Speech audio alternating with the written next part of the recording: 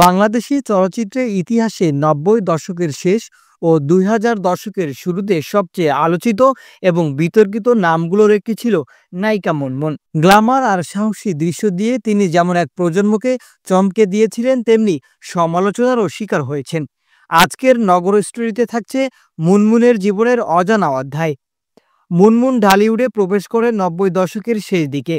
তখনকার চলচ্চিত্রে বাণিজ্যিক সাফল্য আনতে গ্ল্যামার আর সাহসী নাচের দৃশ্যের প্রতি নির্মাতাদের আগ্রহ ছিল বেশি। এই সুযোগে মুনমুন দ্রুত জনপ্রিয় হয়ে ওঠেন। বিশেষ করে কম বাজেটের সিনেমাগুলোতে তার উপস্থিতি ছিল চোখে পড়ার মতো। মুনমুনকে প্রায়ই অশ্লীলতার নায়িকা বলা হতো।